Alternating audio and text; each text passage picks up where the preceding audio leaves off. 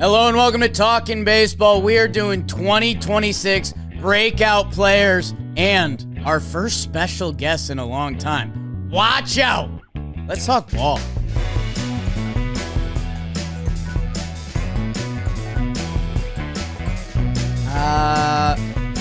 Mizorowski. Vinny Rotino. Base it to right. Fouled off. Yeah.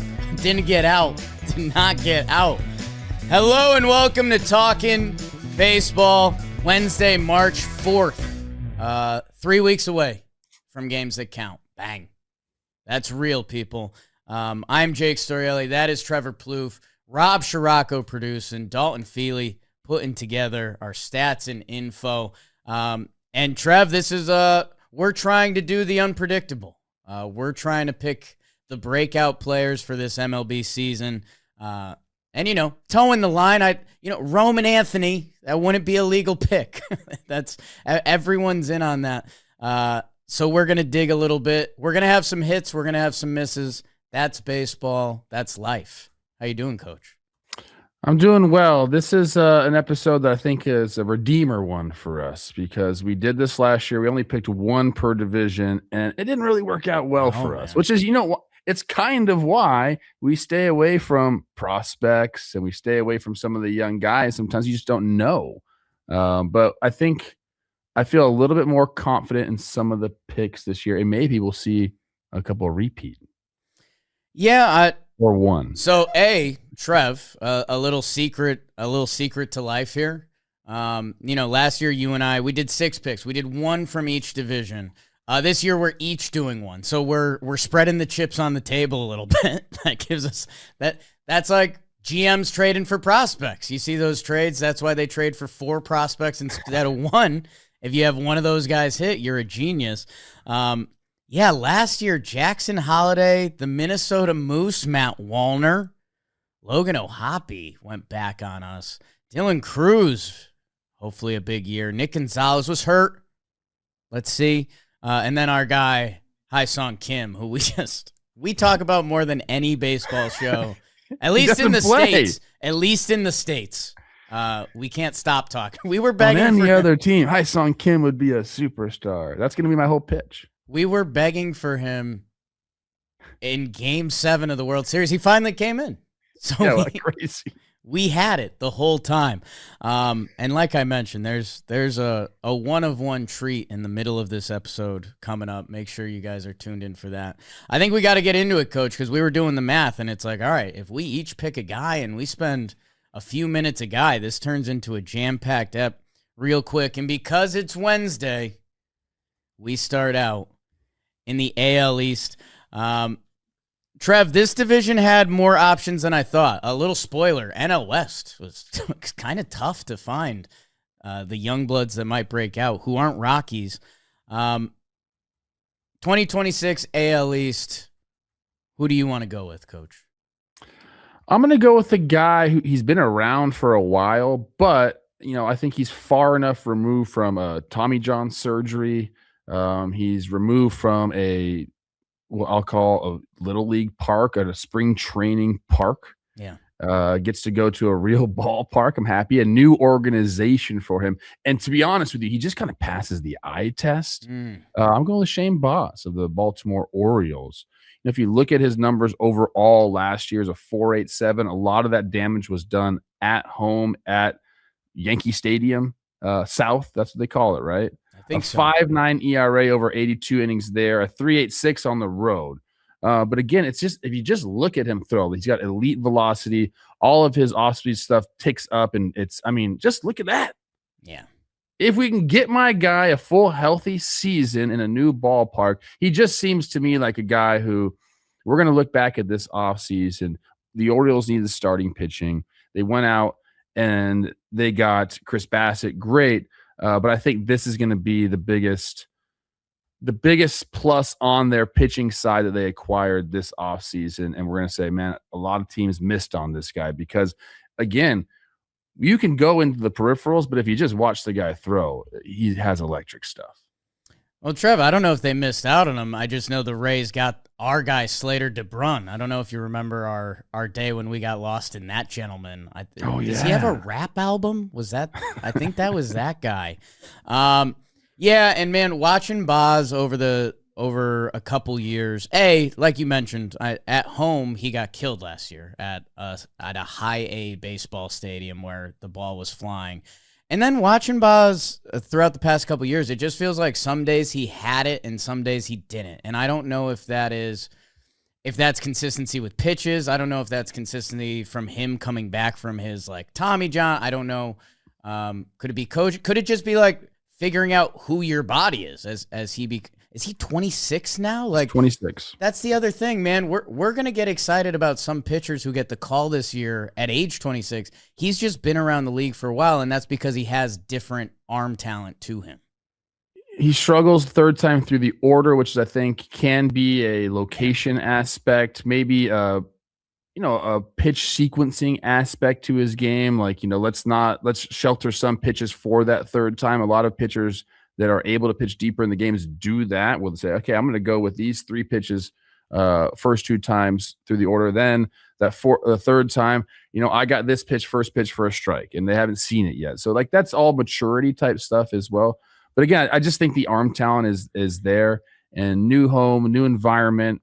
I'm looking for him to break out this year. Yeah, I've liked him this offseason. Craig Albernaz, his manager, said Boz's upside is a Cy Young Award winner. So that's good. That's what you want to hear from your skip. And Shane Boz, if he's about to get pulled in the 5th inning, does he tell Albernaz, I thought I was your Cy Young guy. What happened Yeah, here? I mean, just tell him, hey, just keep the quote like in your pocket. Like, just give it to him like it's a receipt. on his glove. Yeah. Trev, my guy where I'm going to stay, our last AL East pick. Man, Boston's got a few of these dudes, and maybe I'm just living in fear of them. Marcelo Mayer, when I first saw him, that's just baseball hair. That's maybe you can spin that in hockey, but that's baseball hair. And I like if you've got something that I know is going to work, and his glove at every position is going to work. Along with having like nice minor league statistics, here's a play he made. This is literally last night against Puerto Rico in the scrimmages. A little second baseman backhand flip. Also just seen him at third base feel at home over there. It's a pretty lefty swing, so sometimes that's how we get. That's how you could get sucked into any ball player. I don't know. Like even if I guess he's a guy that if the offense ends up league average, which I think he can be better than that, he's like one of those guys that you look at WAR at the end of the season and you're like, wow, did you know Marcelo Mayer had 4.5 WAR? I think he's a ball player. I like him. Put on some muscle heading into spring training, 220 pounds, but he feels fast and explosive. Another guy, he dealt with injuries last year with the wrist. There's also an aspect of when you see a guy that you came up with, and I'm talking about Roman Anthony, kind of go off, and I guarantee he considers himself just as good as Roman Anthony coming up through the minor leagues. Like we're neck and neck. And when you see that happen at the big league level, I'm telling you, man, it is so freaking motivating. Like I want to be that guy now. And you start to work harder and harder, and you start to realize what it takes and what you need to do at that level to get better. So I'm in. I like the pick. He's got some quotes. He says he feels like a whole different person right now compared to who I was then. I think I'm just stronger, bigger. I think you change a lot in 8 months in every way. I think you mature a little bit. That's what you want to hear out of these guys. Yeah, and he, I guess if you want to get a little more nitty gritty, not super nitty gritty, he hit righties decently last year, but versus lefties he really struggled. So even if you're a plus defender who can hit right-handed pitching, that's a good way to play 120 games at a high level. Struggled with the breaking ball a little bit. We'll find out early on in the season what that's going to look like. Trev, in your AL Central, it's time for the Best Western Traveler Check-In, brought to you by Best Western. We highlight someone on the move, and that's where I'm going to cut you off at the pass, Trev, because I decided to drink the Kool-Aid all in last night. It was me. on the couch watching the DR play the Detroit Tigers as we do during WWBC season. That's another league they're forming. I'm in on McGonigal. And this, like some people are listening to this right now and they're like, well, dude, Shane Baz has pitched for years. Kevin McGonigal's the second prospect in the game. Tough sport. And I don't know if he's going to get the job out of camp, and I don't care. Connor Griffin has stolen the hype train this year because he's the number one prospect, and we want Pittsburgh to be there. McGonigal on Detroit, who one of the best odds to make the postseason, a shortstop position that's been in question for a couple years. He's 21 years old, 5'9", with a sweet little lefty swing to him. I think I saw him have 3 hits against the DR last night. Leadoff homer against Sevy, first pitch. The minor league numbers are there. I don't know. I do think some dudes are different. 123 walks in the minor leagues, 84 strikeouts, Trev. That is sicko stuff from the kid. That I don't know. I'm going all in on McGonigal. You know, I love that ratio right there. And I knew as soon as you saw Sevy give up that bomb, first pitch of the freaking game, short, compact swing. I mean, we've heard about this guy. He's had a great spring so far. And you see his name on the TPPs and the prospect list. And then you kind of get to see him in action here. And I mean, he's doing it, coach. He's doing it. And is he not slated to for sure make the team? Are we past that yet? I don't know. The Tigers, it starts getting into roster. It starts getting into financial stuff. It starts getting into all that I don't know how the Tigers are going to handle that. Every year we had that wait 3 weeks to get the top prospects called up. That I could see Detroit spinning that game. I could see them kind of not. gone now. We've got Framber. We've got Skubal. Let's run. There's no incentive to keep him down anymore. I mean, you want to get another year of control, so I understand that. But you can get another draft pick. So what do you, especially with a guy like this who's so highly rated? I'm curious what they end up doing there. He's the way I think about it all the time is he one of your 26 best position players in your organization? That's it. That's kind of easy. I think he is in Trev, and we don't get into the scouting a lot, but an 80 grade hit tool, which the scouts, they don't give that out. The last one was Vladito. So let's see what that is. And hey, make sure you guys go check out Best Western. Life's a trip. Make the most of it with Best Western. Bringing you today's episode, 4,000 hotels worldwide. Wherever you go, Arizona, New York, Florida, Minnesota. A great stay isn't just about where you sleep. And Best Western's got a deal for you. Stay 3 nights. You'll receive a $50 gift card for your next stay. Best Western has you covered. Whatever you're doing, I go to the one in Chicago 2 times a year now. So that's a new part of my life. So however you're traveling with the whole squad, solo, pack your bag, queue up the playlist. Life's a trip. Make the most of it. BestWestern.com. Trev, where could you possibly be going in the American League Central? There's a couple places I could go. Should I talk about Jack Caglione? Should I do that? Oh. Should I? Big boy. Potential's there. 120 miles an hour off the bat in spring training. Big. I like it. But I like another one better. And this is I'm flubbing the system a little bit right here because I think he had a pretty good year last year, although in only 207 plate appearances. It's my guy Luke Keeschel. Here we go.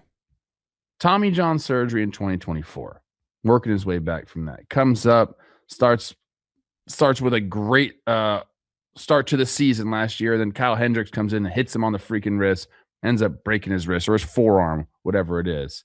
Has to work back from that. I fell for Luke Keeschel when I saw him out on the batting cage net, like the turtle, almost every single day during his rehab. This guy, a lot of guys will just wallow in self-pity like I would do. He was out there learning from guys, talking to guys about baseball. He's an absolute rat. And he does a lot of things really well on the baseball field. I think he's going to get better at second base. I know there's a chance he plays some outfield, but He's just an absolute dog. He's got speed. He can steal bases. The swing is super compact. He shoots the ball to right. He can pull. He is a big, strong guy too as well. So it wouldn't surprise me if he ended up hitting for some power at some point. That's kind of like not his game right now. But man, you just watch this guy play day in and day out, and you start to fall in love with what he can do on the baseball field. I'm excited for you, Trev. I know when we were going through some second basemen this year, me and Jolly doing the tier lists on Wake and Jake, he's really excited for Luke Keeschel, and you can see why. I mean, he like you said, he checked every box. 7 homers in a small sample, 17 stolen bases. Like what's that? Those are projections. Oh, these are the projections. Okay. Yeah, last year he stole 14 last year. Jake, how about you? You love the strikeout to walk ratio in the big leagues at 22, 19 walks to 29 strikeouts. Okay. Yeah, right?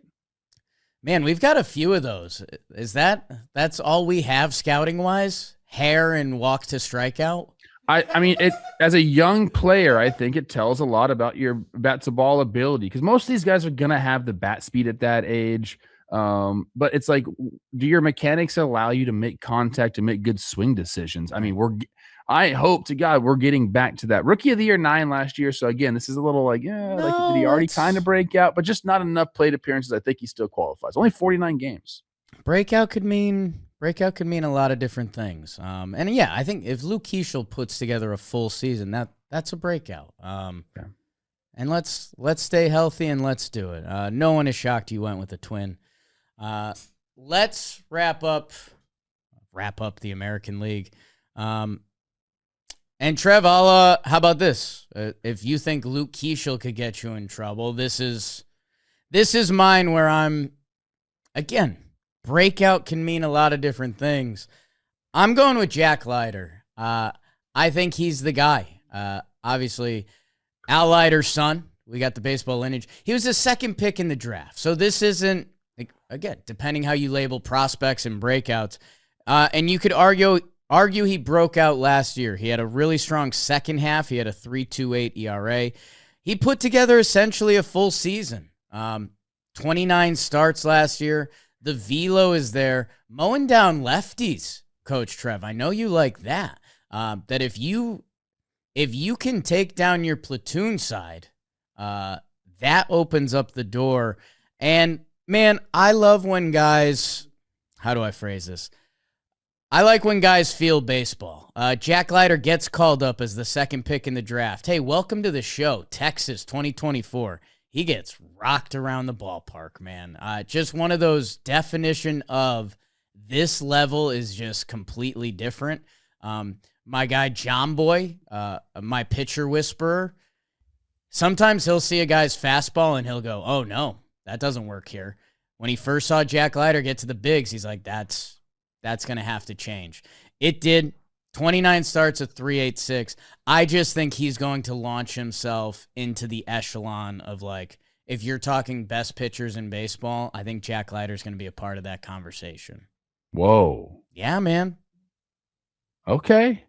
I love the arm talent. Because of the lineage, I think he has an idea of what it takes at this level. And I'll give you an example. I mean, he needed to get another pitch going, a little something to get him off that sense of the four-seamer. So he learns a cutter from Garrett Crochet. Okay. Hey, Garrett, can you teach me the cutter grip? Sure. He learns that. He's going over scouting reports with Nathan Eovaldi. So, like, those are the things that you have to do as a young player. If you get beat up your first go around, you understand there's adjustments that need to be made. And where do you go to get those? Like guys that have had success in the big leagues. And then I love this quote from him. He goes, obviously, I want to go deeper into games and throw more innings this season. It's finding ways to be more efficient, getting quicker outs. And when you do find yourself in those 2 strike counts, how do you end the at-bat right there? That is, I love the mentality. Quick outs, and then when you have 2 strikes, like what's my pitch that I can go to? That's not going to be an uncompetitive pitch. It's let's end the at bat right here, so you can go later into the ball games. It's all a mentality. I think you got to give some credit to Al right there, but Jack understanding the assignment and getting it done. I could see him making a big leap, one of the best pitchers in the game.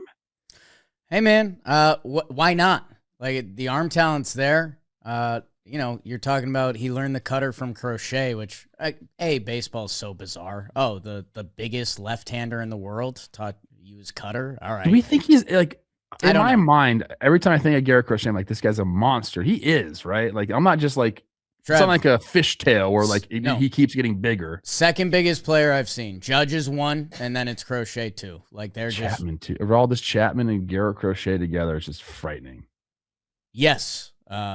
Yes. And yeah, I don't know, man. Like you mentioned, scouting reports with Evaldi. Hey, maybe have a convo with Jacob deGrom when you got a second. Or text Dad, who pitched in the league for about 2 decades. He's got the support system around him. He's felt baseball. Everything is there that you might hear his name in the Cy Young draft when we do that in a couple weeks. Oh my gosh. Okay. Trev, where are you going in the AL Best? This is an interesting one for me because I think he's kind of like fighting for a spot right now. So like I need him to win that spot and to be a breakout player. You don't need that. There's I'm going with time. Cam Smith, and we got to look at him last year. He came over in that Kyle Tucker trade from the Cubs, and right away he looked the part. He's 6'3", 220. He's one of the fastest players in the big leagues as well. I honestly didn't have that. What I think of Cam Smith, I went on the Savant page. I'm like, oh, his sprint speed is that. Okay. I watched some video on him and I noticed a few things. He has, obviously there's some whiff there. He's a young guy. He only played 32 games in the minors before getting called up to the big leagues as the 3rd fastest in the draft era. Crazy. Pete Incaviglia and John Olerud and then him. And I think Paul Molitor's like 4 games behind him. So like that's when you don't have that time in the minor leagues to develop, like there are going to be times when you get to the big leagues that you're going to struggle. This is what I saw. Early in the season, Cam Smith was really using his athleticism. Like he was kind of a little bit more upright. The hands were a little looser. And then I think there's the slump there towards like July, end of June, I believe it was, where some more strikeouts started to happen. He didn't feel comfortable in the box, and he started to crouch down a little bit. He started to have the hands a little closer to the body because he just wanted to make contact. And it's like, okay, I like the adjustment, but like we need you to use your athleticism again and feel comfortable in that approach, because that's what's gonna get the power. That's what's gonna get, that's the way he needs to hit at the big league level. And I think just a couple more at bats, he'll start to feel more comfortable doing that, and we'll see kind of that breakout. To me, it's a no-brainer for him to start in right field for the Astros. Jordan's got to get out of left field. He's got a DH. We got to trade one of these guys, Walker or Paredes. I think that gives them their best overall defensive alignment and just lineup in general. So we'll see how it goes, but I'm big on Cam Smith this year. Yeah, he a tale of two halves. In the first half, Cam Smith 277, 347, a 765 OPS while learning a new position. And you talked about the athleticism, which you're right. Like I didn't think of Cam Smith like that, especially when you saw his body. Like we got some beef. Second half, 41 starts, 52 games, 154, 247, 489, which I said with Jack Leiter, I was like, I like guys that kind of feel baseball for the first time. Like Cam Smith probably never had a slump in his life. He played 32 minor league games from college, from high school, from AAU. Like Cam Smith never probably had a bad week. I'm sure maybe he has one that he remembers. And then you find yourself in Houston, like in the playoff run, and now you're fighting for playing time and you're in your first career slump. It's where baseball can test you mentally. That I like him having an off season to go work on things. He hit lefties last year. Can we build on that? Or can, your focus be like, hey, let's figure out what the righties are doing to me. And I don't know. I think you and I still have a respect for Houston. And remember, in the Kyle Tucker bidding war, other teams were in, but this is the guy that like led the package for them to move on from him. Got to make the team. Gotta make the team. No, obviously he's going to get big league at bats this year. Gotta make the team. I think he will. Played 134 games last year. Like that's a full. That's probably the most games he's played in a year. Yes, it is. That's pretty silly. Little center field so far. Okay, Cam. There's playing time for Cam Smith if he wants it, Trev. That's that old school Minnesota Twins coaching. Trev, let's jump over to the National League, and we will start out east. And it's brought to you by our friends over at SeatGeek. It's time for the Breakout Forecast, brought to you by SeatGeek. We're keeping on our tabs on players all season long. That's kind of what we do with our friends at SeatGeek and this whole episode. I'm going to get fishy on you, Coach Trev. And they got options, man. That whole roster's got some young and some spunk. I'm going to go with a guy. I watched his major league debut. It's always in the eyes, Coach Trev. It's always in the eyes. Jacob Marcy, center fielder for the Florida Fish, center fielder for Team Italia coming up in the World Baseball Classic. This guy put together 55 games in the second half of last season, 292, 363, and 842 OPS, 5 homers, 14 stolen bases, controls the zone. That's what he did in the minor leagues. The defensive numbers rated out well. Won NL Rookie of the Month in August, the month he was called up. Just, hey, how are you, kid? Welcome to the league. He controls the zone. We love that. And yeah, man, I know I talked about it with Marcelo Mayer's hair. This guy's eyes, look at this, Trev. I mean, this is, if you're a pitcher, that's got to freak you out a little bit. Or you fall in love. Or you get hypnotized. Either way. Look at that. Are we the same? No. No, we're not. No, he's playing center field for Team Italy. I am not. I mean, look, I like a guy that can kind of do it all. Plate discipline. He's got speed. He's got defense. I mean, he is a ball player, and you put him out there in center field and let him run around. Young guy, 24 years old. I'm all in. Like he's got that electric kind of feel to him, and it seems to me like he's just a guy he's the Marlins center fielder for the foreseeable future. And isn't that a nice thing to have? Look around the league, Jake. Like how many guys are yeah, that's our center fielder for the next 5 years? Not too many. Not too many. Central Michigan guy, put that in my veins. This guy's begging to be traded to that AL Central one of these days. But for right now, Marlins fans don't need to hear that. He's real. He wants Central. He wants to be playing outside. He wants to be outdoors. He wants 42 and rainy. I'll tell you what, these guys that come from the Midwest or the South, they get a little bit of Miami or a Hollywood and they love it. So you don't even know. His first game, his debut was against the Yankees. 1 hit, a double, 3 walks. You come up to the show, you want to swing the stick? He's like, no, I'll take my free bases. He had a historic opening weekend against the Yankees. He's a ball player's ball player. And SeatGeek, they're still there right now. Use code TALKIN2026, 10% off your next set of tickets at SeatGeek. Where are you going in the East, Trev? This one kind of tugs at the heartstrings a little bit for me because, I just don't like injuries, man. But they do happen during the game, and it was something that I struggled with.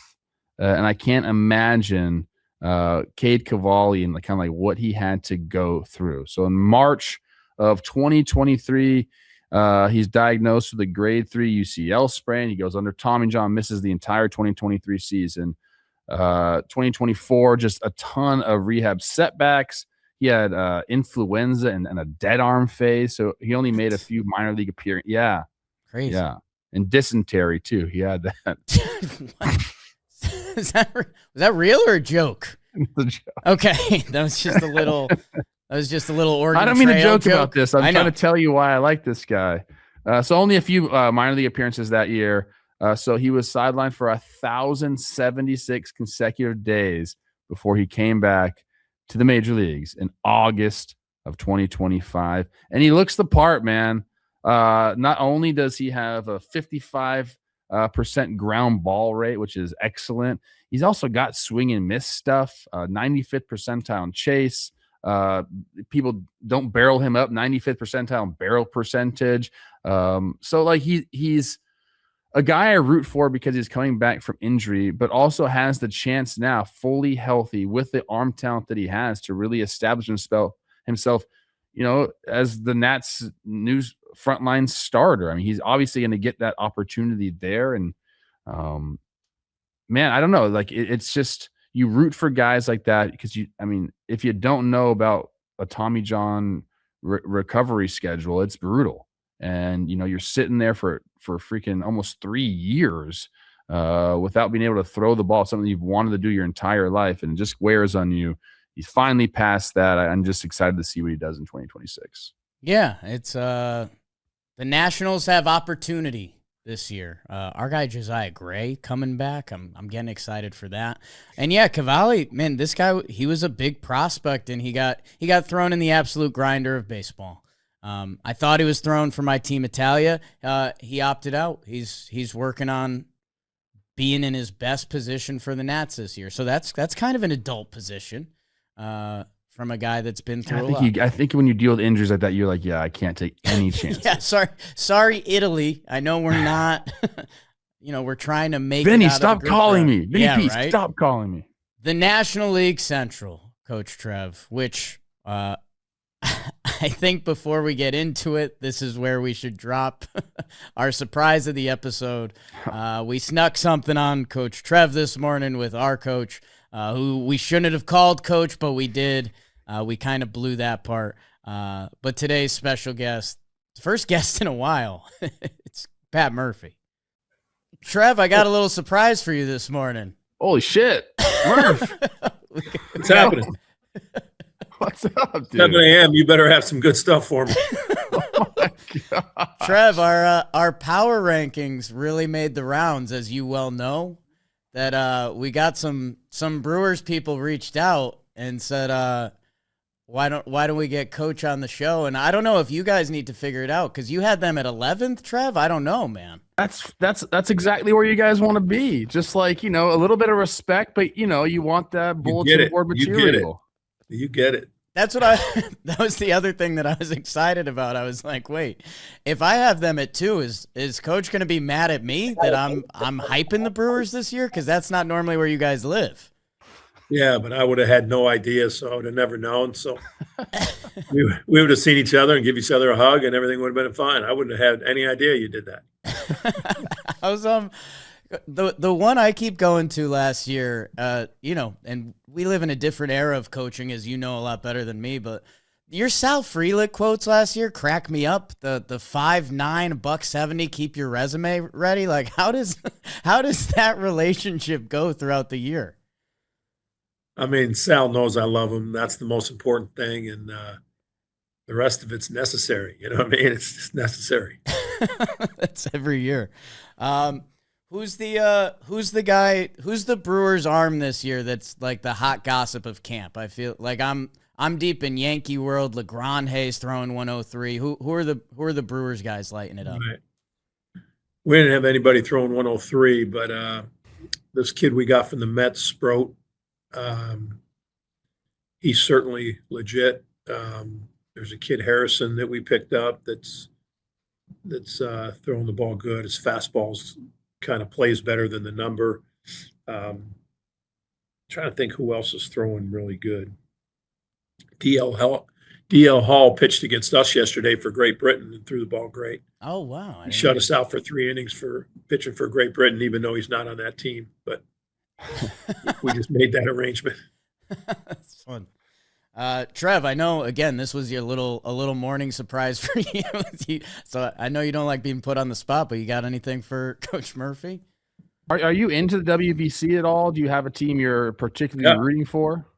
Yeah. The USA. Okay. I'm not really rooting. I'm just following along. But, yeah, I mean, I've been involved with the Dutch team, the Netherlands, twice in my life.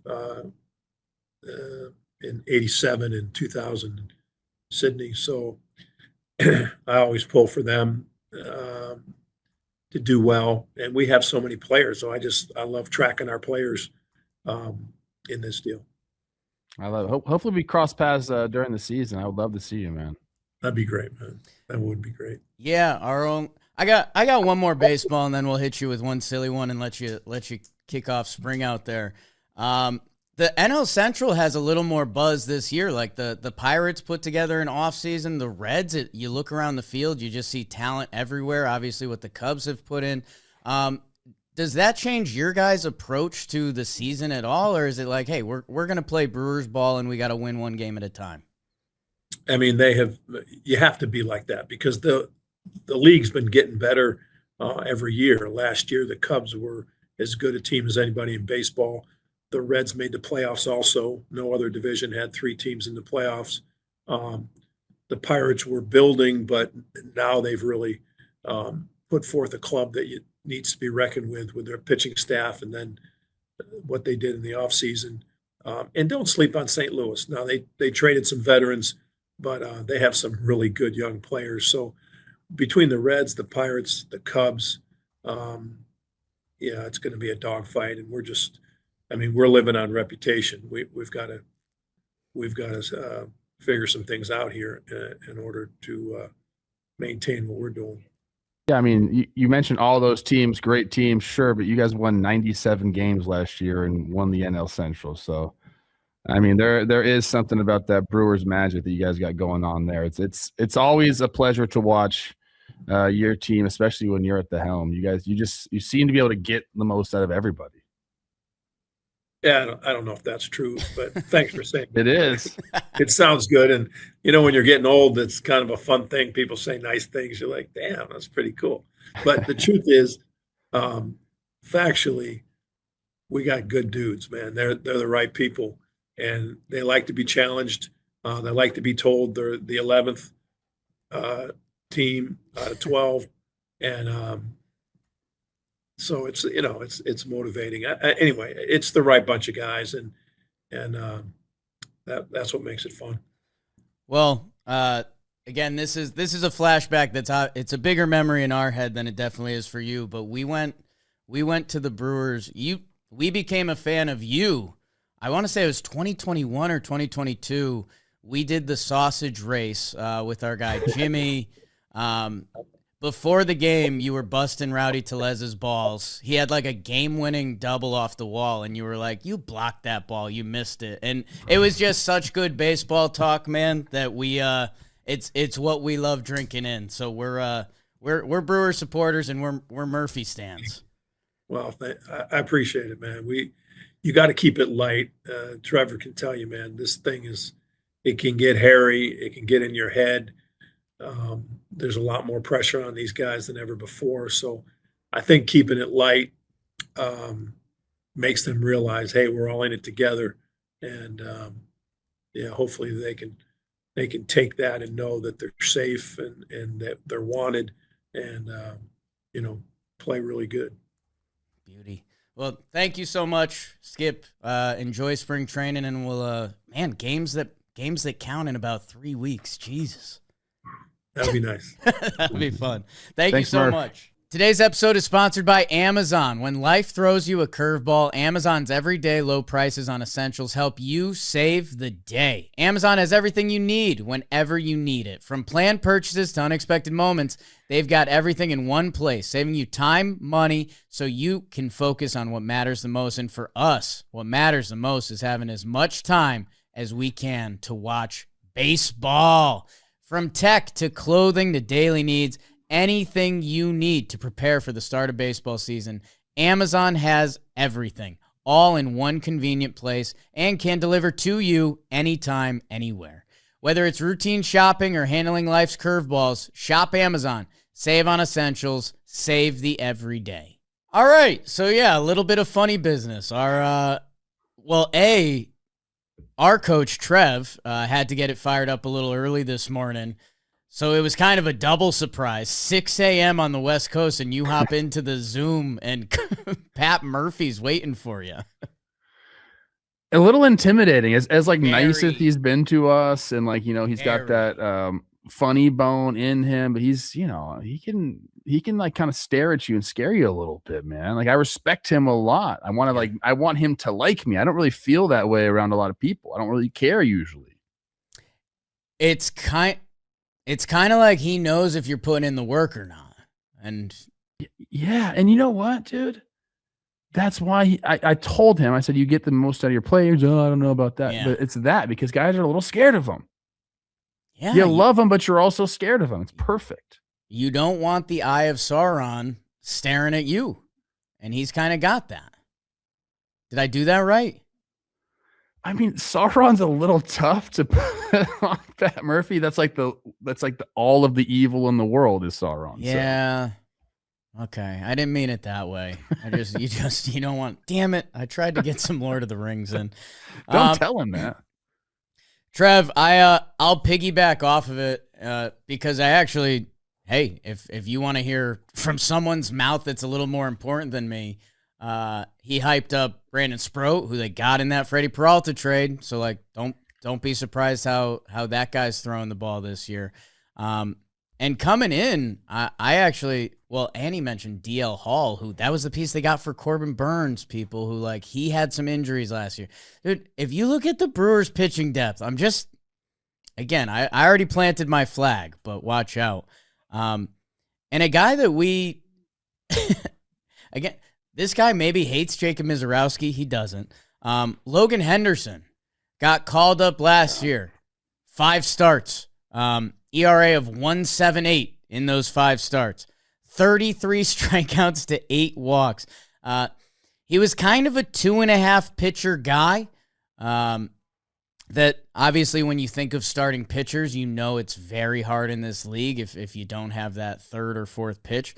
That let's see what he's working on. He threw the cutter to lefties, so he's got something going on there. And I mean, Trev, you talked about it with Cam Smith. This guy's going to be fighting for pitching time for the Brewers, so that's my biggest concern.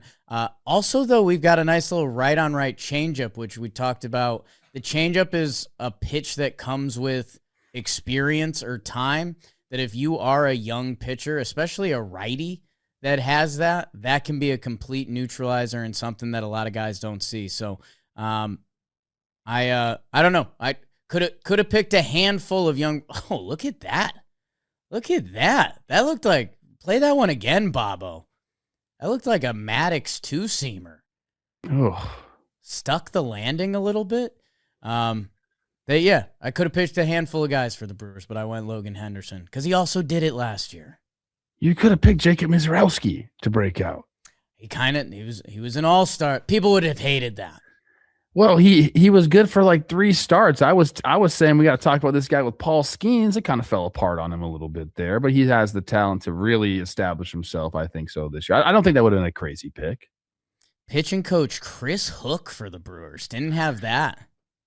Yeah, Henderson, as you mentioned, fastball changeup primarily. Got the cutter working out, curveball working, and I just like guys who understand what needs to be done at the big league level. Like, work needs to continue to happen. I love, this is another Murph, just like prodding this guy. A quote from him is, "I'm not shying away from who I am. That's primarily a fastball and changeup. But the book's out." I mean, Murph said it a lot last year that you can pretty much flip a coin and guess which pitch I'm throwing. I want to be able to eliminate that. So that's crazy. No, I mean, no other managers talk like this.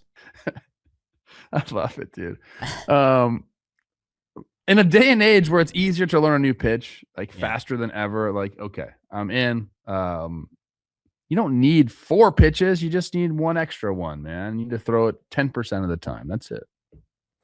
I love right on right change forever has been like the most underused pitch, I think, in all of baseball.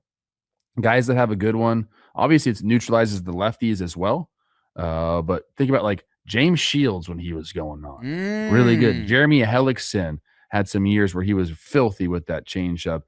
You don't see it a lot. And I'm not really sure why guys shy away from it. Maybe because it just like doesn't show up. I feel like the other pitches get all like the hoopla when we're talking about spin and induced vertical break and all this stuff like that. And changeups are just like, oh, it's changeup. But if you have the right arm speed on it, I mean, it just helps your fastball out so much. I think I've got two theories on it.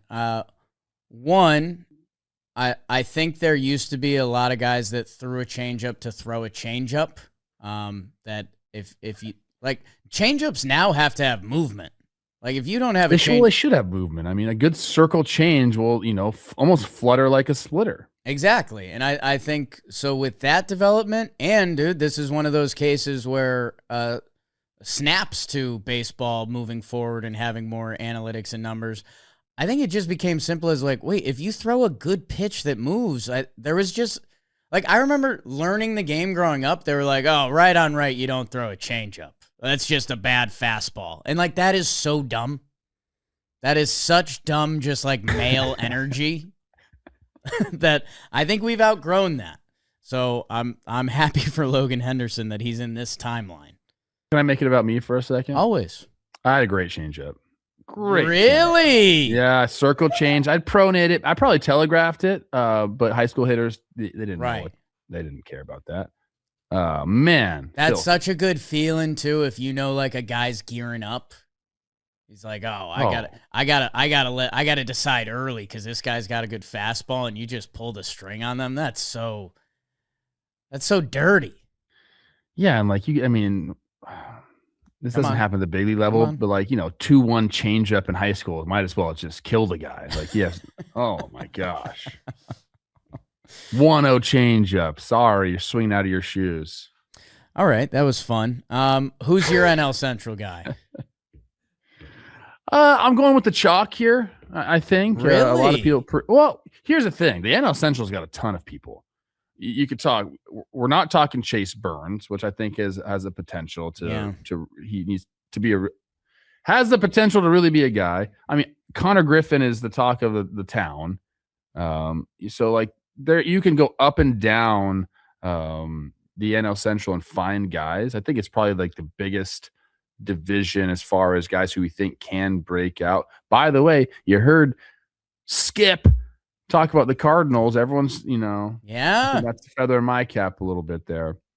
I'm going with Sal Stewart, looking to play first base for the Cincinnati Reds. A couple of reasons. Number one, I know they brought Gino back, but like they need someone to be the guy.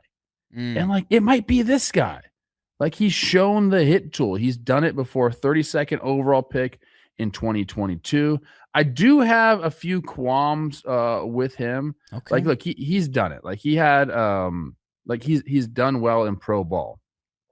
If you look at his swing, let's get at the top right there, right before he goes to swing, there's a little extra hitch right there. Oh. And I know he generates a lot of power from that. But it also, man, like it can pull the shoulder, pull the head a little bit. So like it's going to help. The chase is going to be worse because of it. I think if he almost presets that a little bit more or does it a little bit smoother where it's not so jerky, I think we'll see him make that adjustment at the big level sooner than later. But if he makes that adjustment, I think the sky's the limit for this guy. Like he kind of has everything you need in a hitter. Big time plate coverage, power, bat speed. That little hitch right there, to me, that's the one thing that I would clean up with him, and I think we could see him take off. Yeah, I don't have to do my whole Cincinnati Reds, how they just live in my head, but there's so many guys I like, and it's so many. In the great version of this, it's guys playing well and competing for playing time. In the bad version of this, it's when am I getting my at-bats? I'm struggling to get in a rhythm. Baseball players are creatures of habit that it's kind of what the Reds have turned into, that Sal Stewart, like Spencer Steer, like Nathaniel Lowe, is he going to make this team? Because if he does, like I look at Nathaniel Lowe's baseball card and I'm like, okay, I see kind of one bad season. Like the Reds would have killed for Nathaniel Lowe like 2 years ago. That I'm very interested to see how it plays out. Like you meant, I mean, Sal Stewart has a real prospect profile, and if the Reds want him to work, which sometimes that matters a lot more than I'm talking about a minor league invite for Nathaniel Lowe right now.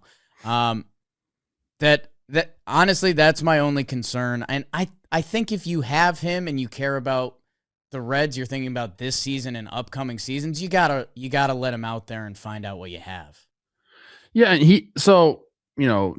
scouting report by Baseball America, he has both velocity and spin. You got to be able to do that at the big league level. He spits on pitches outside the zone and punishes hittable pitches in the zone. He also had a really good strikeout rate in the minor leagues, 15.7 career, which is great. Whoa. Went up to 25.9 in the big leagues. That's why I say like that little hitch adjustment, I think will kind of get him possibly back to that number. That'd be really nice if you got a power guy that can get down to 15.7 as well. Trev, I've done this with one other player in the majors before, and I can't believe I missed this.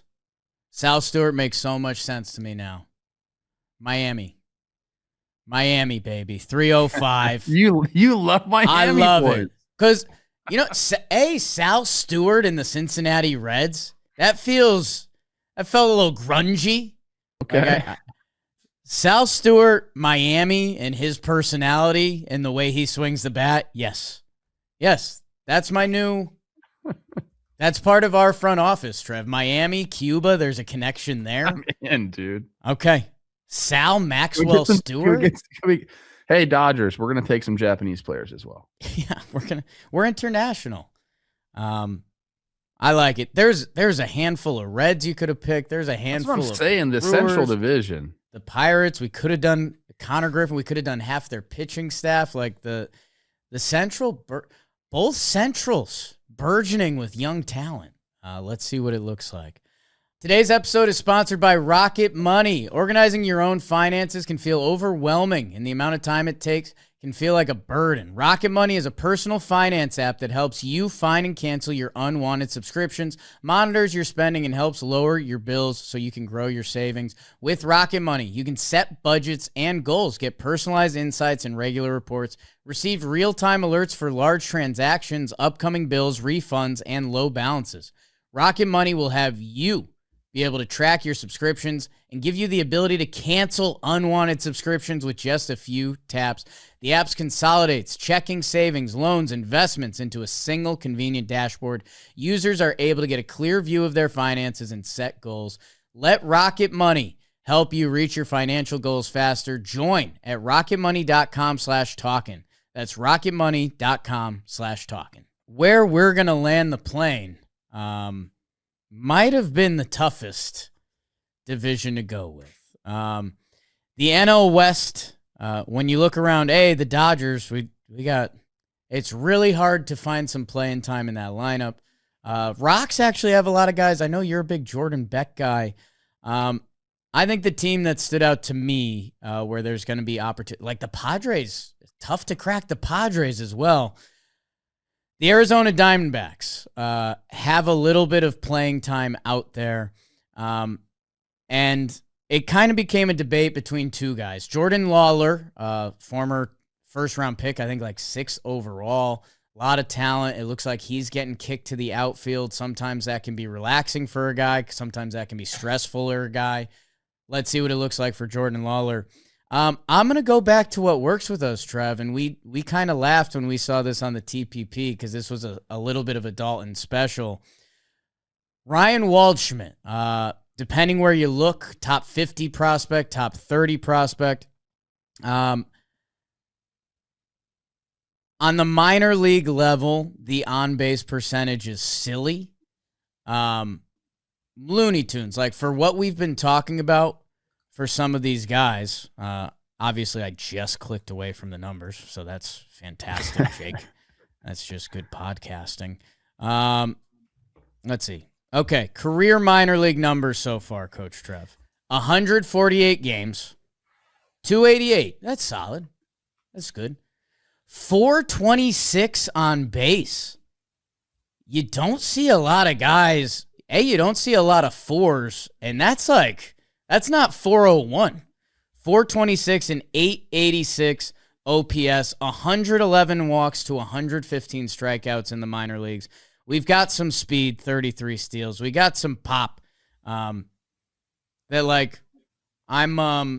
year was his first year of pro ball. He went from high A to double A, thrived at both levels. That I think there's going to be some playing time to be had for the Snakes this year. It could be early, like depending how Corbin Carroll comes from that industry too.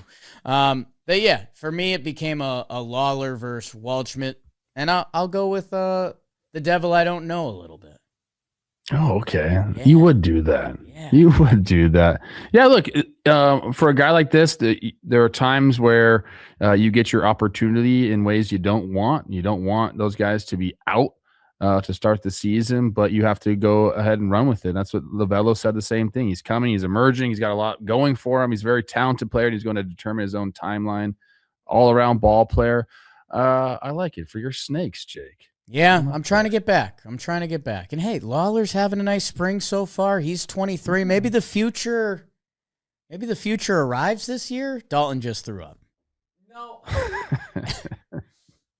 They have a chance, all right? They have a chance. Maybe I was right to put the Cardinals in front of them, Dalton. Maybe I was right. Oh boy, it's getting late. Early. I'm going with the guy, and it's a repeat pick from last year. You know what? Like it's Hyun Kim. Yeah. Of the Los Angeles Dodgers. Not a ton of playing time last year, 161 at bats. He did have some shoulder bursitis towards the end of the year.